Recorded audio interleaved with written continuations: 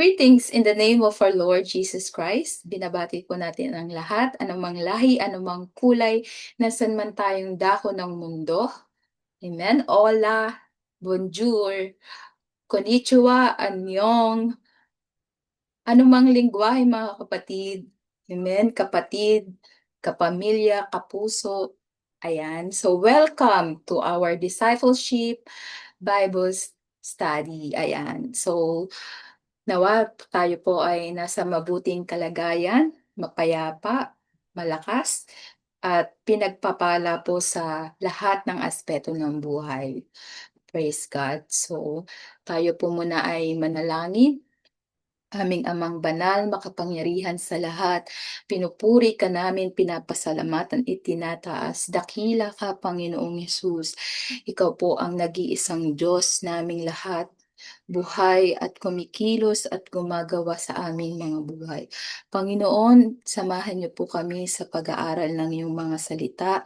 Nawa po buksan mo ang aming puso't isipan upang ito ay maunawaan. Give us knowledge, wisdom, and understanding, Panginoon. Manguna ka, magbukas ka ng pintuan ng kaligtasan sa bawat isa, Panginoon. Tumawag ka ng kaluluwa, Panginoon, na naaayon sa iyong kalooban, Panginoon, na siyang maglilingkod at magpupuri din naman sa iyo, Panginoon. At lahat ng aming ginagawa, sinasabi, Panginoon, it is all for your glory, Panginoon. In Jesus' name, we claim, Panginoon, the victory, the blessing, the salvation, the miracle, O God, in Jesus' name, in Jesus' name. Amen and amen. Praise God. At nais ko po kayong dalhin sa ating Bible study na nagsasabi, what is the New Testament plan of salvation? Ayan. Praise God. So, ito po tayo. Start na po tayo. What is the New Testament plan of salvation? Okay. Sabi po sa Book of Mark, chapter 16, verses 15 to 16, and he said to them, go into all the world and preach the gospel to every creature.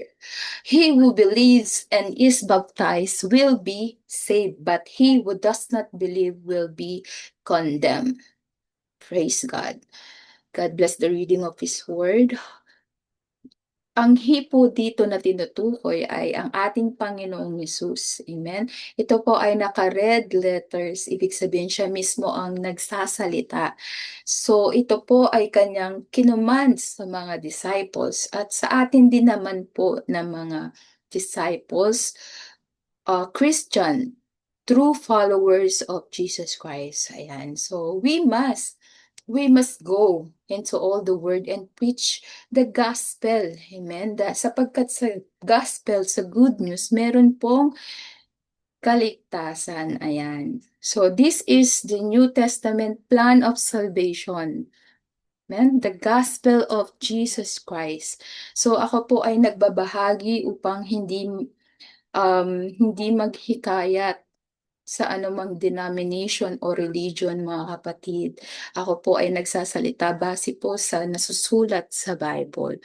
So, hindi po tayo nagre-recruit sa isang denomination o reliyon sapagkat po ang salvation ay atin lamang pong matatanggap sa ating Panginoong Hesukristo. Amen?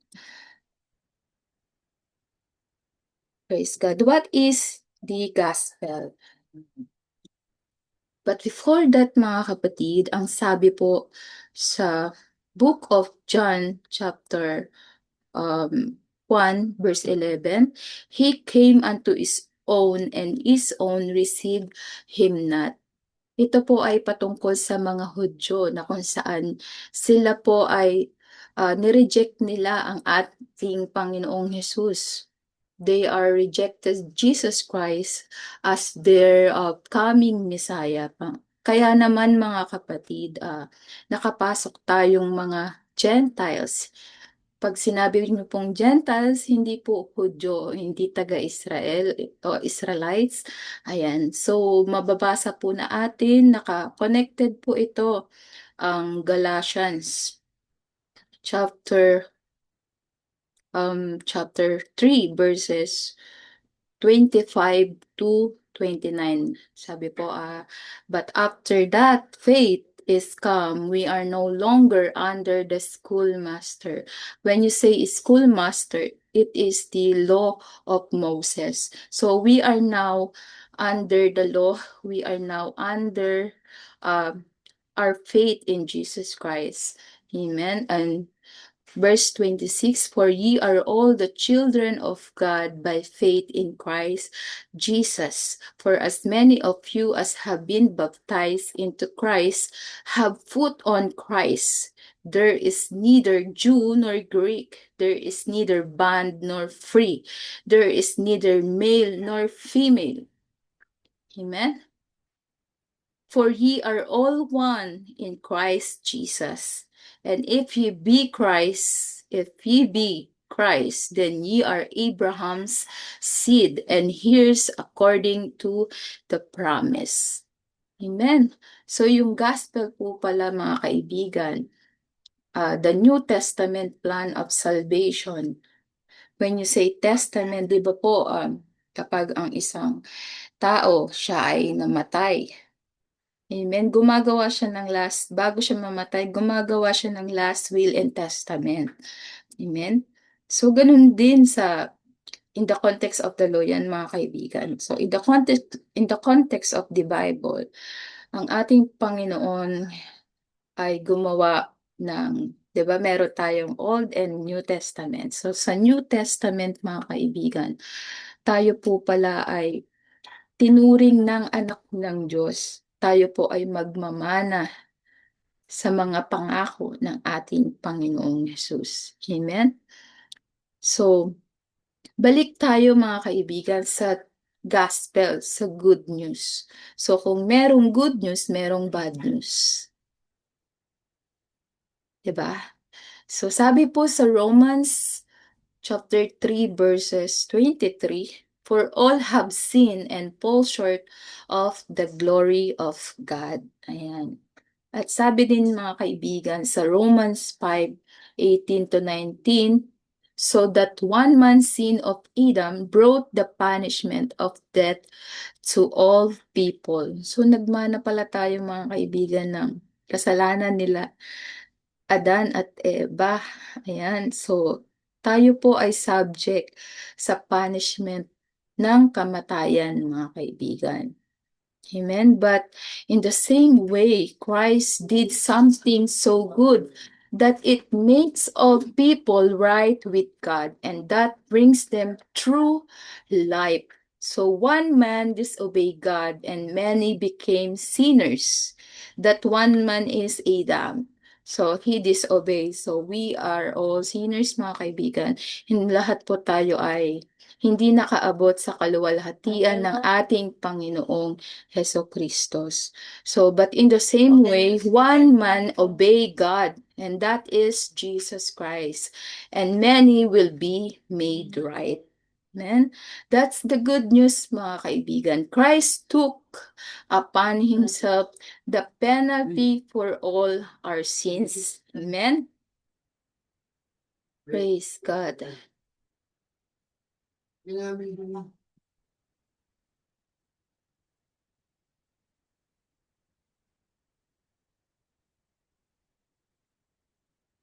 ka nang papasok. Sandali tayo pag ako naririnig yung boses.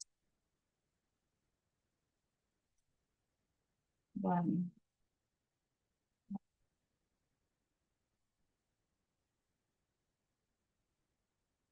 Huwag ka nang papasok. At huwag kang maingay, nagsasalita, nagbe-video. Huwag ka rin maingay. So, hindi pa ako tatalo.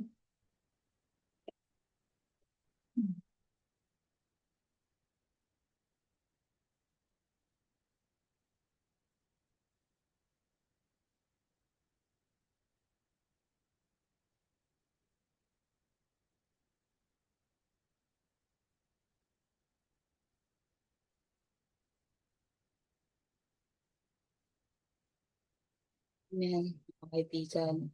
So,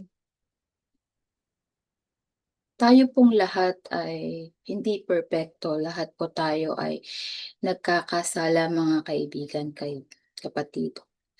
At ang kabayaran sa ating mga kasalanan ay kamatayan. Sabi po yun sa Book of Romans, chapter 6. Amen? For all, sabi po doon, for the wages of sin is death, but the gift of God is eternal life through Jesus Christ our Lord.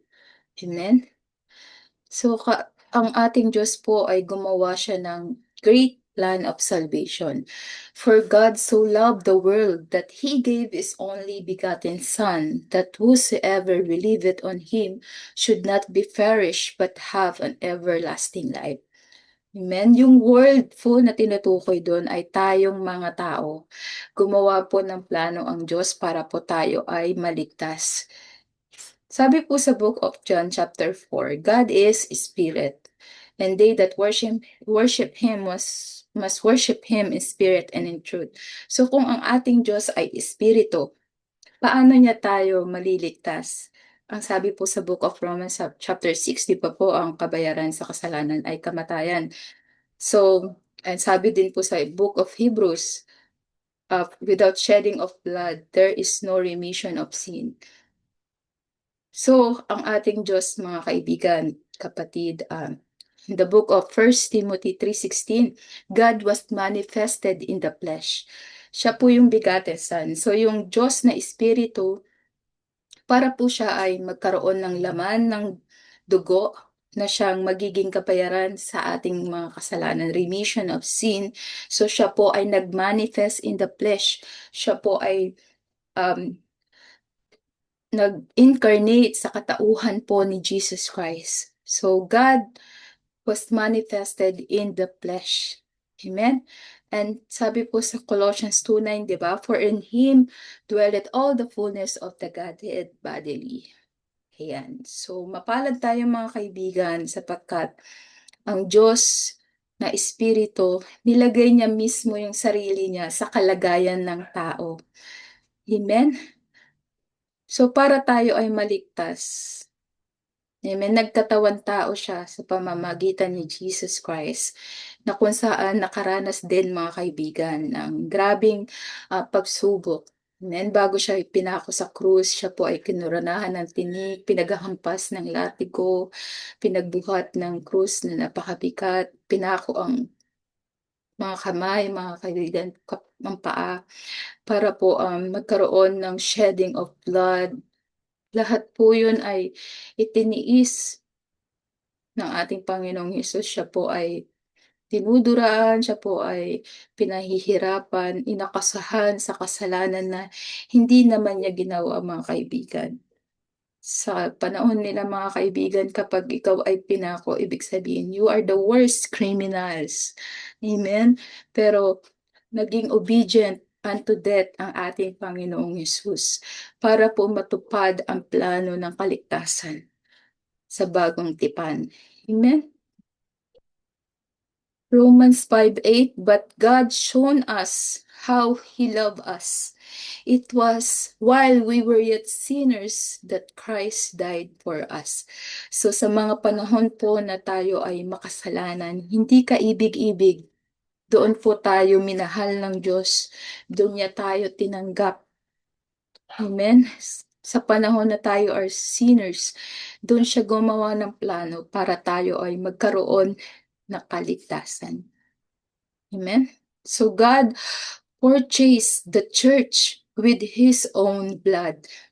Amen? Tayo po ay pagmamay-ari ng ating Diyos sapagkat binili tayo ng dugo ng Diyos, ng ating Panginoong Hesukristo. Amen? Thank you, Jesus. Hallelujah. So that is the gospel. Amen. The gospel of Jesus Christ in the New Testament. So Jesus was crucified, His death. So Jesus was buried, His burial, and Jesus was risen. And that is the resurrection, mga kapatid. So the death, burial, and resurrection of Jesus Christ Ayan po ang mga verses na makikita natin. Mark 16:16, Romans 6:4-12, Acts 2:36-40, and so on and so forth. Pwede po natin yan basahin, mga kaibigan. So, katumbas nito, mga kaibigan, kapatid, si Jesus ay namatay, siya ay inilibing, siya ay muling nabuhay sa ikatlong araw. Ganun din naman tayo, mga kaibigan, kapatid. Kailangan po nating maranasan ang New Testament plan of salvation. Sa paanong paraan, mga kaibigan? So, isa-isahin po natin. But before that, meron po tayong question na dapat sagutin na tayo lamang ang nakakalam. Amen? What will happen to those who will not obey the gospel? So, kung alam mong sinunod mo ang gospel at kung hindi, ito po. Hindi po tayo mananakot, pero ito po ang katotohanan na sinasabi ng banal na kasulatan. Amen? 1 Peter 4:17, I'm reading in New King James Version. For the time has come for judgment to begin at the house of God. And if it begins with us first, what will be the end of those who do not obey the gospel of God? Amen. 2 Thessalonians 1:6-10, New King James Version. When the Lord Jesus is revealed from heaven with his mighty angels in flaming fire, taking vengeance on those who do not know God and on those who do not obey the gospel of our Lord Jesus Christ.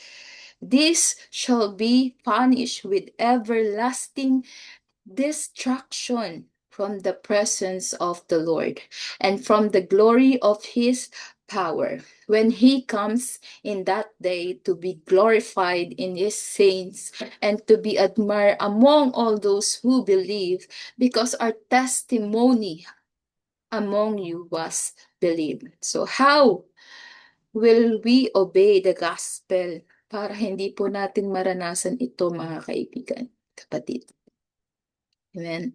So here, what is the New Testament plan of salvation? So our main focus is to be saved from the incoming destruction, which is the inflaming fire. Amen. So kaya nga po yung commandment ng ating Panginoong Yesus sa Mark chapter 16:15-16. Go ye into all the world and preach the gospel. Amen. He who believe and is baptized will be saved. So meron pong kaligtasan sa gospel, sa good news na nais ibahagi ng ating Panginoon. Amen. That is the great commandment, amen, the plan of salvation in the New Testament, the gospel of Jesus Christ, which he commanded to be preached to every creature, including you and me. Lahat tayo, mga kaibigan, kapatid. So how will you obey the gospel, the death, burial, and resurrection of Jesus Christ? So sabi po sa book of Romans chapter 6 verses 4-12, for if we have been united together in the likeness of his death, certainly we also shall be in the likeness of his resurrection. Knowing this, that our old man was crucified with him, that the body of sin might be done away with, that we should no longer be slave of sin. For he who has died has been freed from sin. Now, if we died with Christ, we believe that shall also live with Him. So, pinakauna para natin ma-obey ang gospel, tayo po ay kailangan mag-repent. Repent now. Tayo po ay magsisi sa ating mga kasalanan, mga kaibigan, kapatid. When you say repentance, it is a decision to turn from sin in order to turn to God.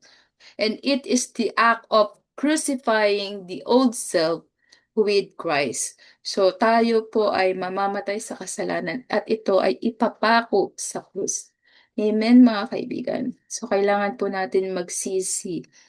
Ano man, ito man ay lihim, ito man ay hayag, ito man ay maliit o malaking kasalanan, lahat ng kasalanan kailangan nating i-surrender. Amen? Ang true revival, mga kaibigan, hindi po sa pag-iyak sa altar. Amen? Or nakaka-receive ka na lagi ng Holy Ghost. Ang true revival, meron pong pagbabago ng buhay. Na talagang isurrender mo ang lahat, hindi ka na babalik sa kasalanan, ikaw ay pursue holiness in all conversation of life, mga kaibigan. At ang sabi sa salita ng Panginoon, ang siyang makapagtiis hanggang sa wakas ay siyang maliligtas. So, tayo po ay mag-repent now. Amen? So, pangalawa, mga kaibigan, be baptized. So, baptism in the name of Jesus Christ is for the remission of sin. It is the act of burying the old self with Christ and never to live in sin. Amen?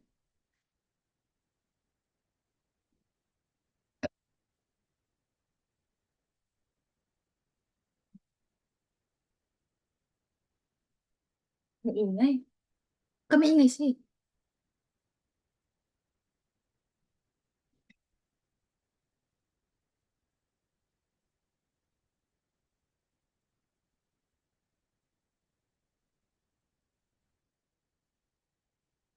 So, gaya po ng ating nabasa, amen? Sa book of Romans chapter 6, verse 4 to 12. So, we must therefore buried with him through baptism. Amen? So, when you say the word baptism, mga kapatid, ito po ay galing sa Greek word na baptizo. When you translate it in English, it is defined as the immersion in the water. So, kaya po tayo ay nagbabaptize. Lubog po sa tubig buong katawan. Amen? So, hindi lang basta wisik. At saka po kapag tayo ay nagpabaptize, dapat po meron tayong personal knowledge. Meron po tayong kaalaman. Lahat po ng tao may human free will. So maraming choices ang buhay, pero tayo po ang magde-decide kung makakatanggap tayo ng salvation na ino-offer ng ating Panginoon. Amen? Kung ating susundin, paniniwalaan ang gospel. So baptism, ito po ay kusang loob, hindi pamimilit o panghihikayat. Amen? So sabi po sa Acts 2:38, diba? Then Peter said unto them, repent and be baptized every one of you in the name of Jesus Christ for the remission of sin, and ye shall receive the gift of the Holy Ghost. So ang baptism, hindi po pala siya pag-anib sa isang reliyon. Kung hindi, ito po ay nakasulat sa New Testament na parte ng ating kaligtasan. Amen? Pag tayo po ay nagpabaptize in Jesus' name, ano pong mangyayari? Merong remission of sin. Mahuhugasan po ang ating mga kasalanan. Amen? Sa krus ng Kalbaryo, si Jesus na po yung kanyang dugo ang binayad sa ating mga kasalanan. At baptisin, mga kaibigan, kapatid, dito po nahuhugasan ang ating kasalanan. Remission of sin. Ito po ang pangako na pamana ng ating Panginoong Jesus. Amen? Hallelujah. Thank you, Jesus. And pangatlo, mga kaibigan, how did the early Christians obey the gospel? Ayan, so Romans 6 pa rin po tayo. Basahin natin yung 8 to 12. Now, if we died with Christ, we believe that we shall also live with him, knowing that Christ, having been raised from the dead, dies no more. Death no longer has dominion over him, for the death that he died to sin once for all. But the life that he lives to God. Amen. Likewise, you also reckon yourselves to be dead indeed to sin, but alive to God in Christ Jesus our Lord. Therefore, do not let sin reign in your mortal body, that you should obey it in its lust. So receiving the Holy Ghost, mga kaibigan. So repentance, baptism in Jesus' name, at receiving the Holy Ghost, the Holy Spirit, is the act of receiving the resurrection power of Jesus Christ, the only power that can make you live holy and grant you eternal life. Praise God, napakabuti po ng ating Panginoon. Amen. Mapalad po tayo at tayo ay nakakarinig ng kanyang salita, mga kaibigan. So receive the Holy Ghost. Amen. Hallelujah. Thank you, Jesus.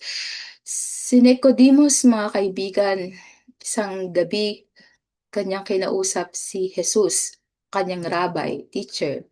At tinanong niya ang Panginoon, bakit nakakagawa ka ng mga himala? Amen? Dahil ito po ay impossible things na Diyos lang ang nakakagawa.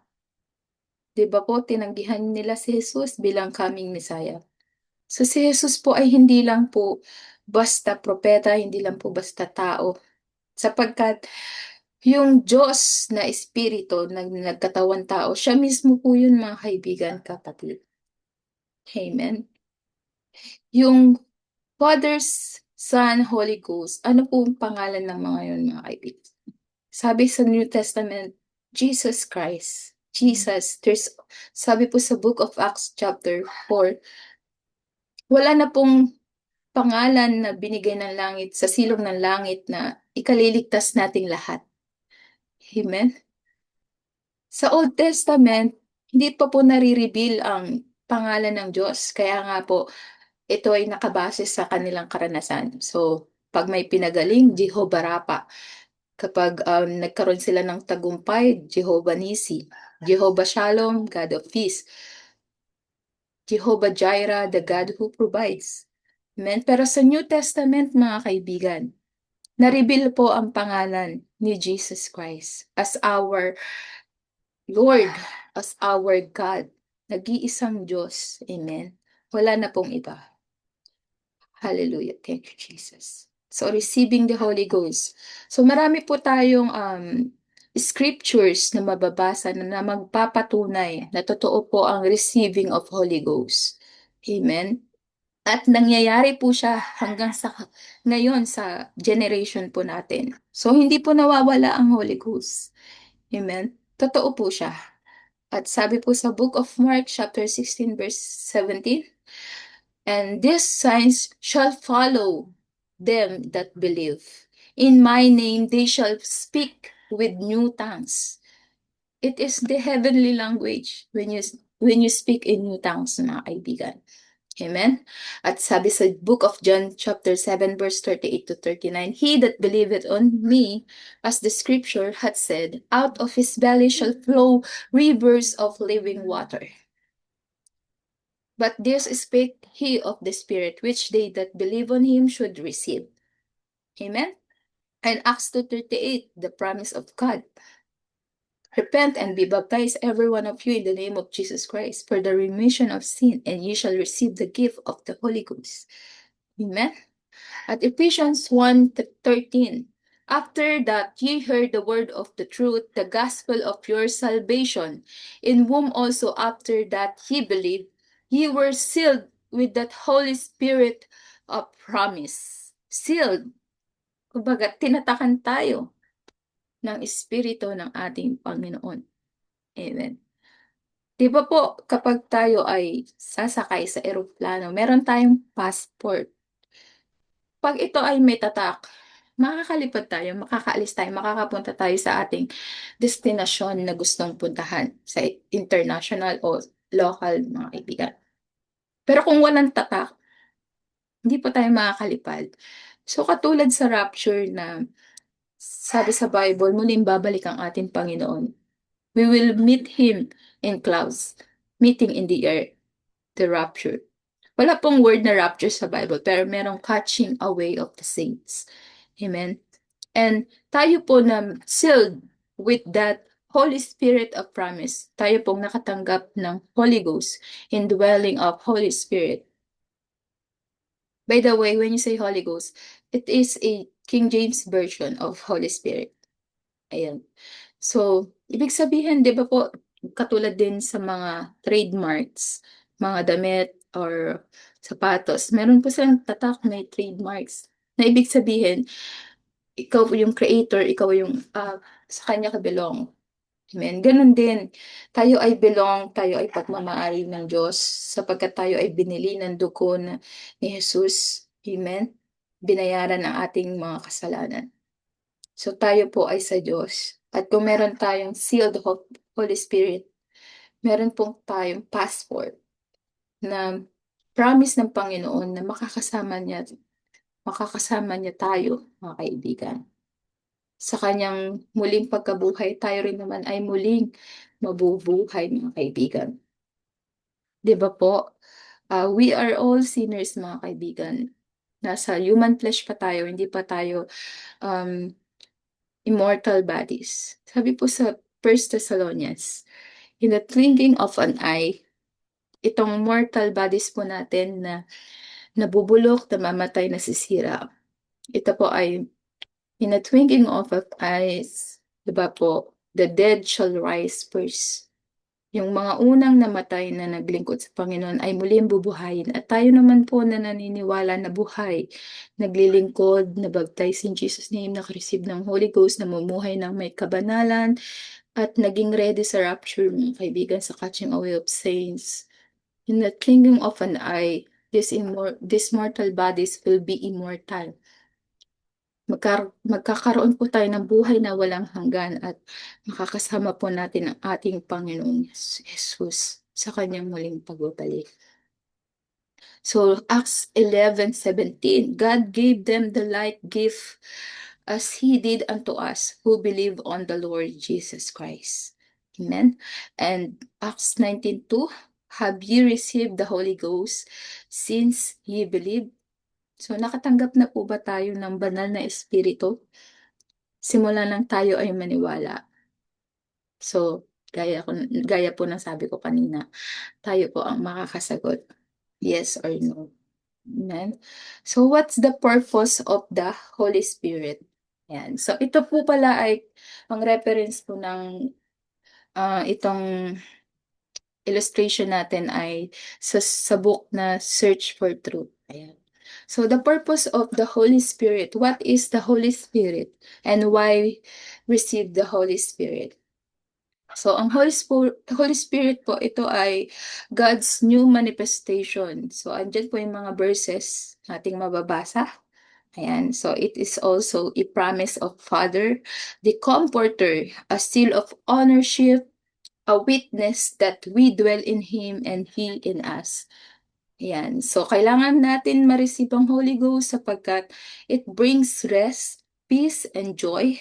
It helps us pray. It teaches us, guide us, show us things to come.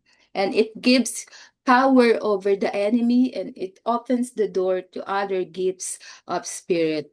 So, meron pong 9 gifts of spirit and meron din pong 9 fruit of spirit. Okay. Praise God. Thank you, Jesus. So, how can you be sure if you already have obeyed the gospel? So, Jesus died. Have you repented of your sin? Jesus was buried. Have you been baptized in the name of Jesus? Jesus was risen. Have you received the Holy Spirit since you believe? So the gospel, the death, burial, and resurrection of Jesus Christ. So we must repent, be baptized in Jesus' name, and receive the Holy Ghost, mga kaibigan. Amen? At I want to give credit lang, mga kaibigan, kapatid, sa ating Bishop Larry Reyes, sapagkat siya po ang gumawa nitong graphics na ito, itong illustration na ito. itong picture na ating nakikita. Thank you po, Bishop Larry. Ayan. So, when will you decide to follow Jesus? Kailan tayo magdidesisyon na sundin ang ating Panginoong Yesus at accept His plan of salvation to you? At kailan natin tatanggapin ang plano ng kaligtasan niya para sa atin? Amen? 2 Corinthians chapter 6 verse 2, he says, I listened to you at the right time, and I helped you on the day of salvation. Look, now is the right time. Huwag na po tayo magpatumpik-tumpik, mga kaibigan, kapatid. Ngayon po, look, now is the day of salvation. Amen? Ngayon po ang araw ng ating kaligtasan. Hindi po mamaya sa kanabukas na. Hindi po natin hawak ang ating buhay. Tayo po ay mag-decide. Amen? What is the power of God for our salvation? The gospel is the power of God that saves every believer. The fact that you are now listening to this Bible study proves that the power of God is now attempting to save you if you will believe. Christ died, was buried, and he rose again, all because of you, because of us, mga kaibigan. Kaya naman po ay ito po yung gaya ng sabi ni Paul sa Romans 1:16. For I am not ashamed of the gospel, because it is the power of God that brings salvation to everyone who believes, first to the Jew, then to the Gentiles. Amen? Ang salvation po ay para sa ating lahat, mga kapatid, kaibigan. Huwag po tayo magpaiwan sa rapture, sa biyahe sa langit, mga kaibigan. Malapit na pong darating ang ating Panginoong Hesukristo. Marami na pong nagpapatotoo na nangungusap ang Diyos.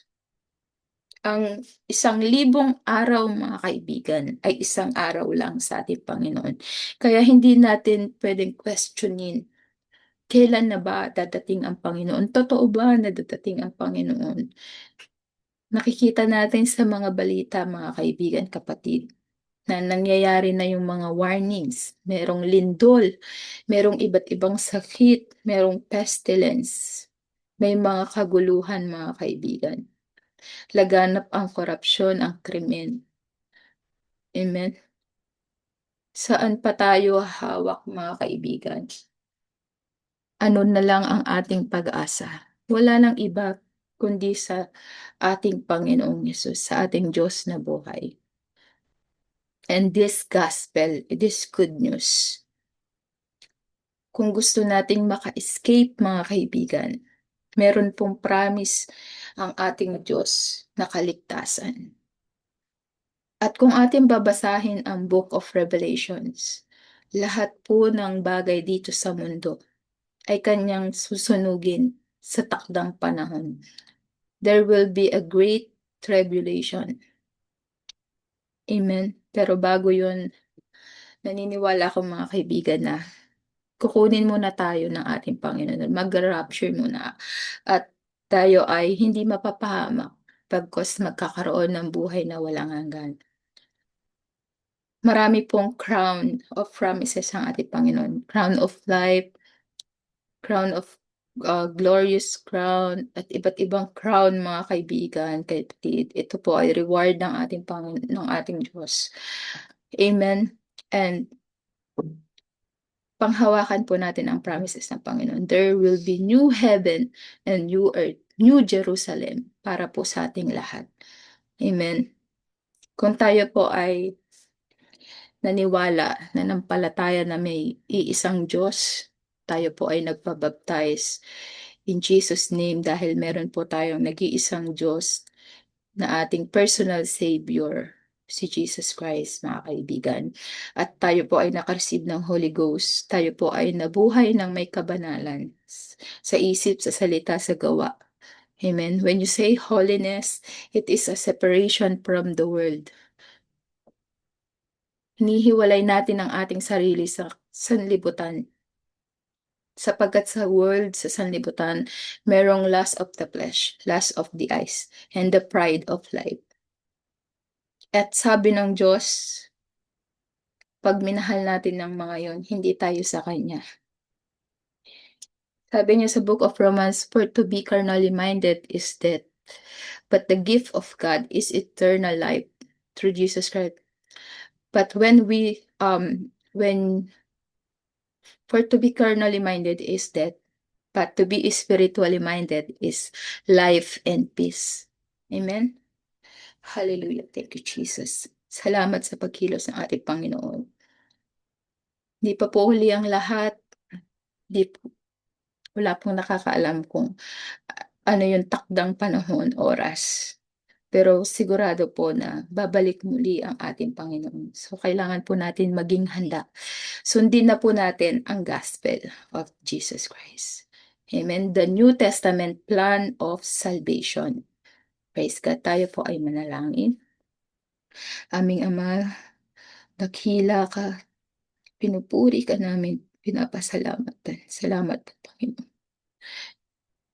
Nalaman po namin ang mga katotohanan sa iyong salita. Salamat po sa kaligtasan, sa mercy, sa grace, sa pagmamahal mo sa amin, Panginoon. Ang nais mo kami ay maging handa sa muli mong pagbabalik, O God. Hallelujah, Lord. Pumasok ka sa aming buhay. Baguhin mo kami, O God. Gamitin mo kami sa iyong gawain, Panginoon. Tulungan mo kaming maghanda sa muli mong pagbabalik, O God. Maraming salamat, O God, Jesus. Sa inyo po lahat ng kapurihan, O God. And we ask all these things, O God, in Jesus' name, Amen. God bless us all, mga kaibigan, kapatid. To God be all the glory po. Amen and amen.